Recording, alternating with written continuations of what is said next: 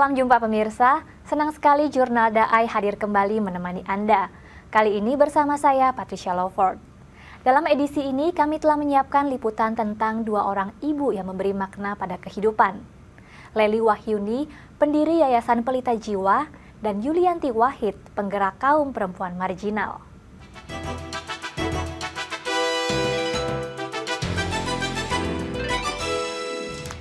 Mengalami masa kecil yang sulit dan penuh tantangan karena beban ekonomi keluarga, Lely Wahyuni bersyukur dapat melalui masa-masa itu dengan baik.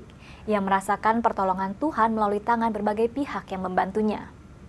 Lely tidak tinggal diam, ia telah diselamatkan dan kini gilirannya menyelamatkan orang lain. Selain perhatikan para penderita depresi, ia menolong anak-anak kurang mampu untuk mendapatkan pendidikan yang layak.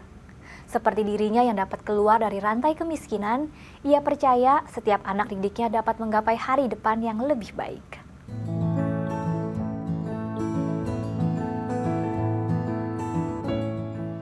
Mensyukuri berkah membawa setiap orang pada ketulusan hati.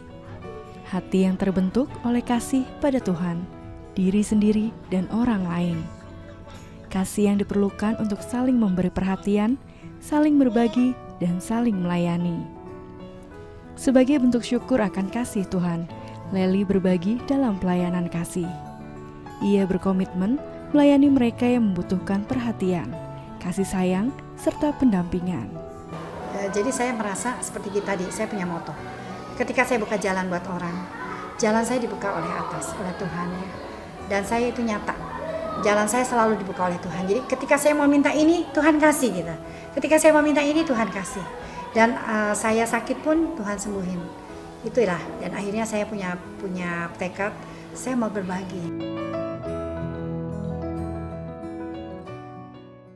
Doa dan harapan menjadi kekuatan dan semangat bagi Lely untuk terus menggapai rahmat Tuhan.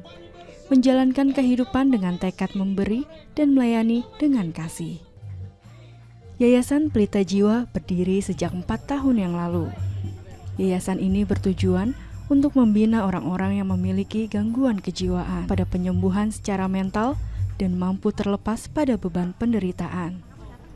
Bersahabat dengan orang yang menderita, itulah cara melayani mereka. Gimana Bona sekarang ada perkembangan nggak?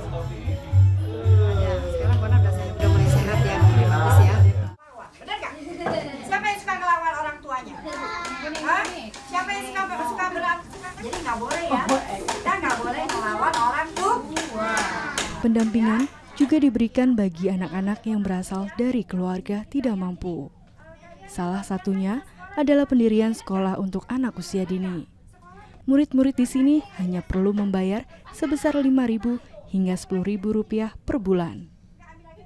Dengan adanya sekolah murah ini, Lely berharap anak-anak mampu mendapatkan pendidikan dasar dan penanaman budi pekerti sejak dini. Lalu pendampingan kami dari itu adalah kami mendirikan bimbel, ada mendirikan sekolah. Jadi pendampingan untuk orang-orang sakit di sekitarnya kita bantu begitu. Supaya mereka tahu ini adalah bukan pekerjaan ini ya. Jadi ini adalah pelayanan kasih. Gitu.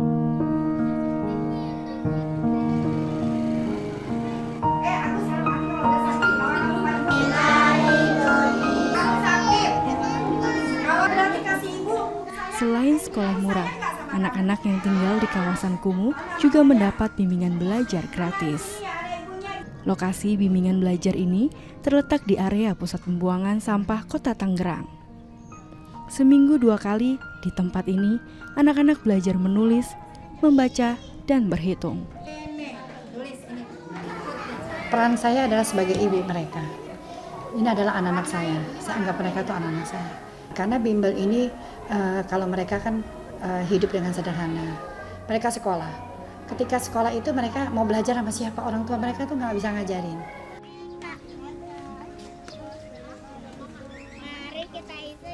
Kehidupan masyarakat yang minim membuat anak-anak di sini membutuhkan bantuan pihak luar untuk dapat mengembangkan pengetahuan mereka. Karena saya latar belakang saya bukan dari orang kaya. Saya hidup dengan benar-benar dengan hidup kemiskinan. Tetapi karena rahmat Tuhan saya ditolong orang. Dan ketika saya diselamatkan, ditolong orang, saya bisa mapan dan saya bisa menikmati dan saya bisa sekolah, adik-adik saya bisa sekolah, orang tua saya bisa ditolong. Sudah 9 tahun, ibu 5 anak ini mengelola kegiatan bimbingan belajar. Kehidupan masa kecil yang sulit menjadi motivasi bagi Lely untuk membantu dan berbagi. Sekitar 40 anak didik mendapat bimbingan belajar, mulai dari usia 5 tahun hingga 12 tahun.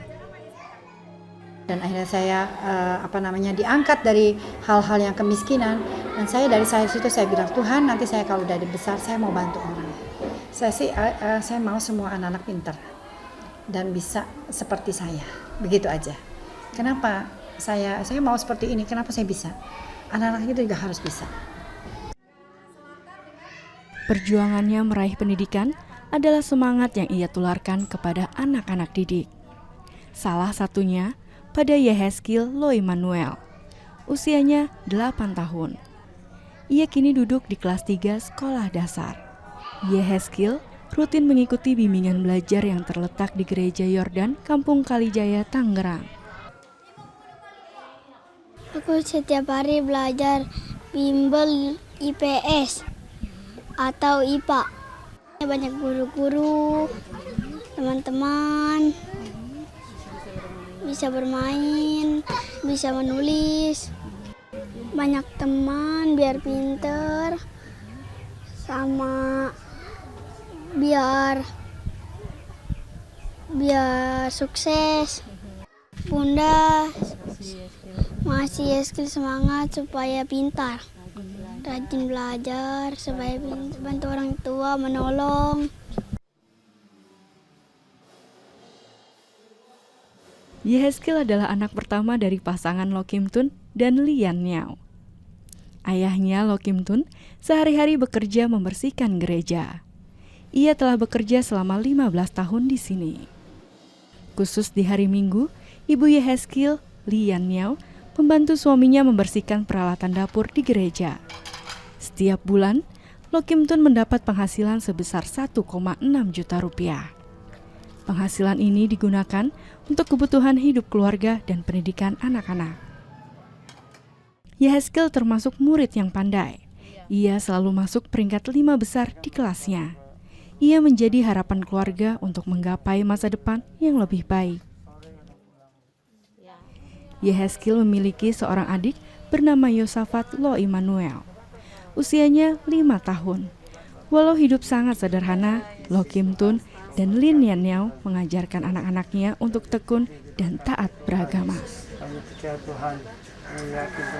Ungkapan rasa syukur saya bersyukur ya, karena mungkin Tuhan udah kasih saya karunia ya, talenta untuk kebersihan mungkin ya.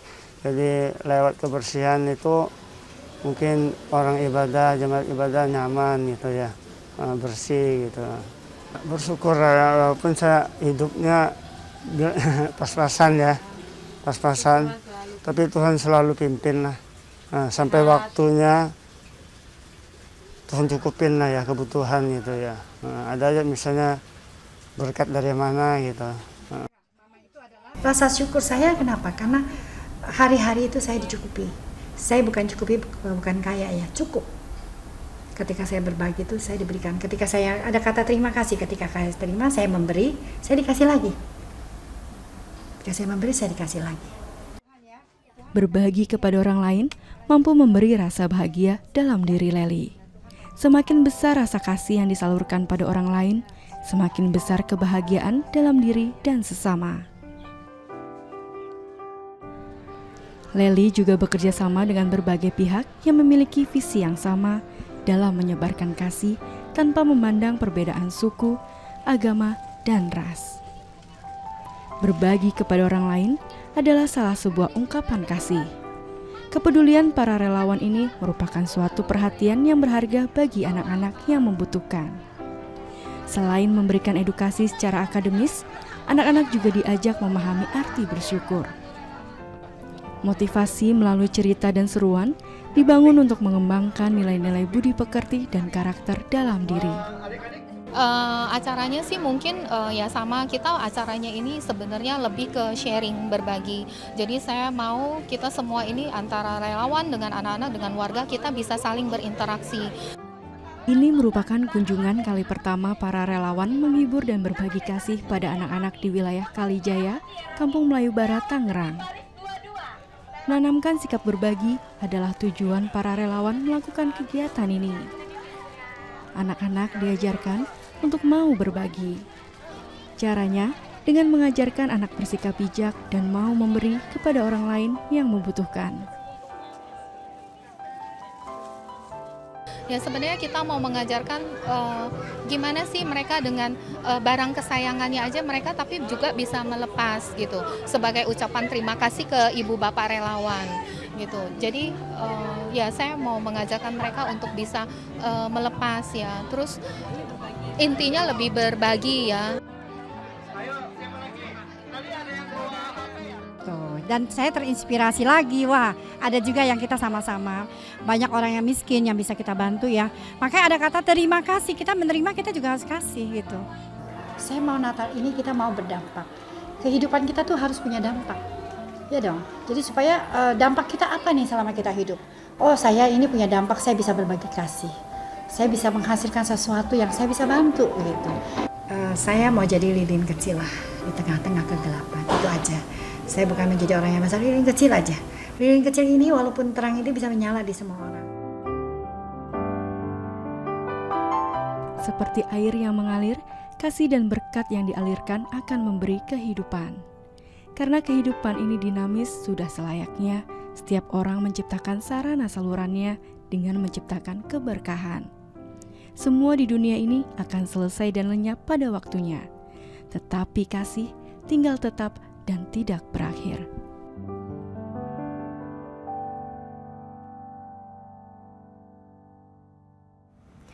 Yulianti Wahid sangat prihatin menemukan banyak kaum perempuan di sekitar rumahnya yang menjalani hidup kurang layak menurut kodrat mereka sebagai perempuan.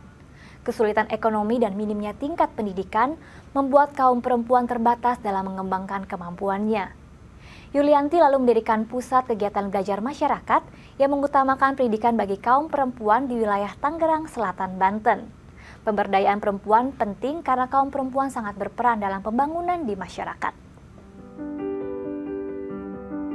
Hari Ibu di Indonesia diperingati setiap tanggal 22 Desember. Tujuannya untuk membangkitkan rasa penghargaan, semangat, inspirasi terhadap dan di antara kaum perempuan, khususnya kaum ibu. Setiap perempuan memiliki peran yang sangat penting terkait dengan kedudukannya dalam masyarakat dan kodratnya sebagai perempuan.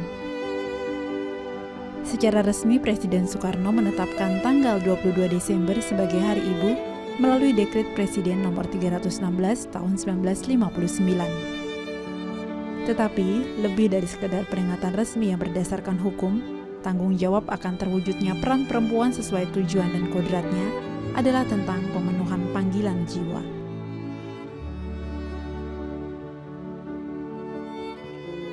Perempuan perannya itu adalah peran ganda ya. Peran ganda di rumah, di luar rumah, di masyarakat ya, dimanapun itu kita harus berperan secara optimal. Perempuan itu yang tadi saya katakan adalah menjadi panutan, ya kan, dimana kita berperilaku, bagaimana kita berkata, bagaimana kita menyikapi apa yang kita lakukan. Tetapi tidak semua perempuan mendapat akses atau kesempatan yang sama untuk mengembangkan dirinya. Masih banyak keterbatasan dalam hal kesehatan, pendidikan dan pengetahuan yang membuat kaum perempuan perlu berupaya dan dibantu meningkatkan dirinya.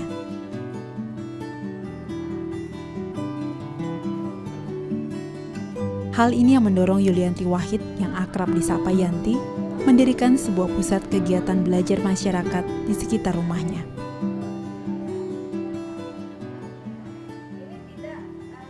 Dewindah yang sudah 2 tahun bergabung di PKBM dapat menggali bakatnya merangkai bunga dengan belajar sekaligus mengajar ibu-ibu lain di komunitas ini. Ia sendiri lebih percaya diri dan juga menjadi lebih mandiri. Untuk menguji kemampuan dan memperluas wawasan, para ibu ini sering mengikuti lomba. Secara ekonomi, keterampilan merangkai bunga dapat menjadi salah satu sumber pendapatan. Mungkin ini bisa membantu suaminya karena memang untuk saat sekarang ini ibu rumah tangga tidak hanya diam saja di rumah, tetapi memang harus mampu, harus bisa membantu keadaan ekonomi untuk keluarga. Tidak keterampilan saja, tetapi juga pendidikan-pendidikan yang memang notabene memang harus ibu rumah tangga itu memang harus tahu. Contohnya misalnya KDRT, pendidikan hukum atau pendidikan 4 pilar, memang kita sudah program itu sudah kita jalankan. Pusat Kegiatan Belajar Masyarakat Putrajaya berdiri di Kota Tangerang Selatan, Banten pada 7 Juli 2009 di bawah naungan Yayasan Putra Guru Indonesia atau YPGI. Ferial Berliani sempat putus sekolah. Melalui PKBM ini, ia dapat menyelesaikan pendidikan setara sekolah menengah umum. Sambil bekerja di PKBM sebagai staf administrasi, ia juga terus meningkatkan pengetahuan dan keterampilannya. Banyak yang saya rasakan, di antaranya selain saya belajar di mana saya sekolah formal seperti sekolah SMA. Setelah itu saya bisa belajar kewirausahaan, saya bisa belajar keterampilan. Kalau dari yang pemberdayaan perempuan, saya melihat ibu-ibu itu mereka bisa belajar keterampilan dan segala dari aspek kehidupan juga, seperti bagaimana menjadi ibu, untuk mengajarkan anaknya juga, untuk menjaga kesehatan anaknya juga. Jadi mereka tidak hanya memikirkan bagaimana mendapat keterampilan, mengembangkan keterampilan, mereka juga bisa tetap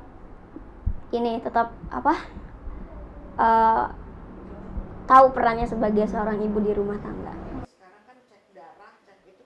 Kita bersama ibu-ibu tuh ada komit bahwa perempuan itu harus ada di barisan terdepan ya. Jadi ya bukan berarti kita melangkahi kodrat sebagai perempuan, tetapi kita harus bisa membuat citra di masyarakat bahwa perempuan itu mempunyai langkah yang baik untuk mencerdaskan anak bangsa. Itu di tangan perempuan, di tangan wanita, masyarakat kita akan bisa berhasil. Selain menyelenggarakan kegiatan belajar paket A, B, dan C bagi mereka yang putus sekolah, PKBM ini terutama juga bertujuan meningkatkan pemberdayaan perempuan. Kira-kira terdapat 60 ibu rumah tangga yang belajar berbagai ilmu pengetahuan dan keterampilan 3 kali seminggu di tempat ini. Harus memang kita sebagai kaum wanita memang harus lebih banyak belajar, banyak pengalaman, terutama belajar ya, apalagi ini di PKBM ini sangat bermanfaat. Ibu-ibu dari yang masih merata-rata ya, kita di Pisangan ini pendidikannya nggak begitu tinggi. Setiap anggota pada gilirannya mengembangkan diri sesuai minat dan bakatnya secara berkelompok. Sebagian kecil hasil wirausaha masuk ke dalam kas untuk pengembangan PKBM. Sementara sebagian besar menjadi pendapatan kelompok wirausaha yang bersangkutan. Yang mandiri ya, bisa menjadi seorang ibu untuk anak-anak, menjadi istri, ibu rumah tangga. Kalau bisa juga kita bisa cari uang sendiri untuk uang saku kita, untuk tambahan kita, untuk membantu ya yang dalam keadaan kesusahan.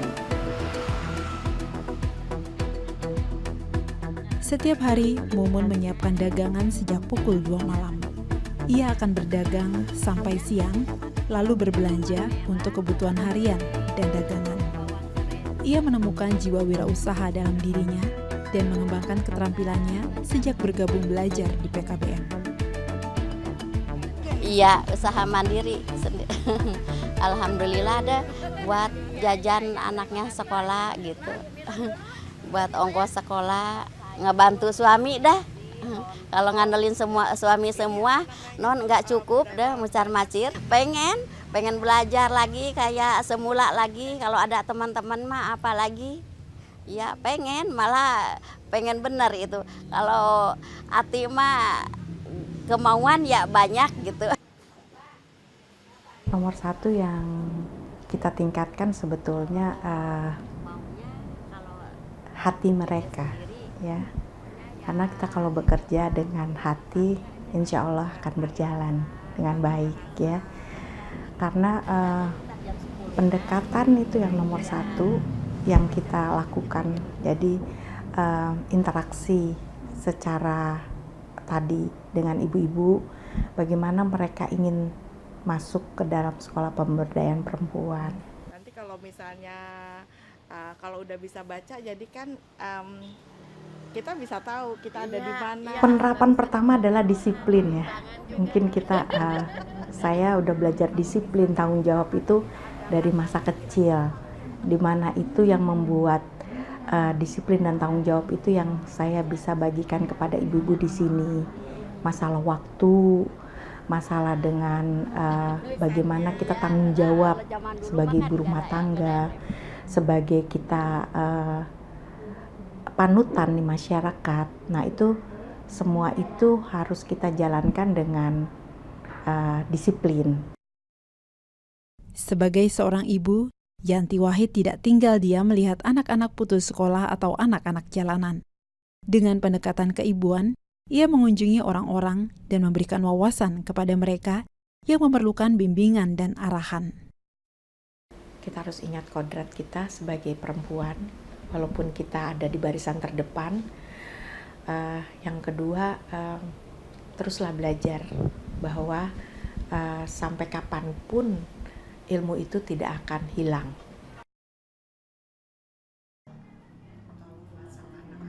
Ia percaya seorang ibu memegang peran penting di masyarakat, dan hal itu yang perlu terus dikembangkan dalam kehidupan nyata sehari-hari.